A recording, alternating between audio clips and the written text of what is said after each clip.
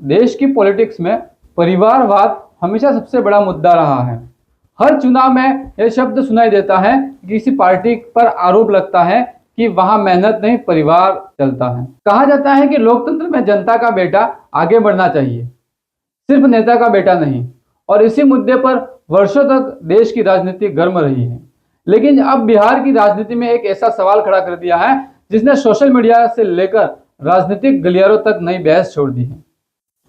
नमस्कार, मैं हूं संदीप कुमार जोशी और आप देख रहे हैं द संदीप शो। आप हमारे चैनल को लाइक, शेयर और सब्सक्राइब जरूर करें। कभी कहा जाता था कि बीजेपी और एनडीए बाकी पार्टियों से अलग हैं। यहाँ परिवार नहीं बल्कि कार्यकर्ता आगे बढ़ता है। लेकिन बिहार की राजनीति ने अब एक नया सवाल खड़ा कर दिया है। आज एनडीए सरकार में कई चेहरे मंत्री बने हैं जिन्होंने अभी तक जनता का चुनाव नहीं लड़ा है, लेकिन उनकी सबसे बड़ी पहचान यह है कि वह बड़े नेताओं के बेटे हैं। नीतीश कुमार के बेटे, उपेंद्र कुशवाहा के बेटे और जीतन राम मांझी के बेटे। इन नियुक्तियों के बाद परिवारवाद को लेकर बहस तेज हो गई है। सवाल किसी एक व्यक्ति का नहीं बल्कि उस विचार का है जिसके नाम पर वर्षों तक राजनीति की गई। हालांकि तस्वीर का दूसरा पहलू भी यह भी सच है कि बीजेपी और एनडीए ने कई साधारण कार्यकर्ताओं को बड़े मौके दिए हैं। एक समय चाय बेचने वाले नरेंद्र मोदी जी देश के प्रधानमंत्री बने। साधारण परिवार से आने वाले भजनलाल शर्मा जी राजस्थान के मुख्यमंत्री बने और संगठन में वर्षों तक काम करने वाले अनेक कार्यकर्ता आज मंत्री और मुख्यमंत्री की कुर्सी तक पहुंचे हैं। यही वजह है कि बीजेपी को एक कैडर बेस्ड पार्टी भी कहा जाता है।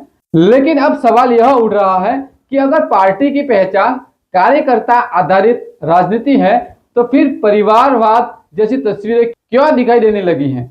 जब दूसरी पार्टियों में बेटा आगे आए तो उसे परिवारवाद कहा जाता है, लेकिन जब अपनी दल में वही हो तो उसे युवा नेतृत्व और राजनीति विरासत का नाम दे दिया जाता है। देश का युवा पूछ रहा है कि जो कार्यकर्ता सालों तक पोस्टर लगाता है, धरना देता है, गर्मी बारिश में पार्टी के लिए खड़ा रहता है, क्या उसका हक सिर्फ तालियां बजाने तक सीमित रह जाएगा? लोकतंत्र की सबसे बड़ी ताकत यही है कि एक साधारण परिवार का व्यक्ति भी मेहनत से शीर्ष तक पहुंच सकता था। अगर राजनीति धीरे धीरे परिवार के बीच सिमटने लगे तो फिर बाकी पार्टियों और एनडीए में फर्क क्या रह जाएगा?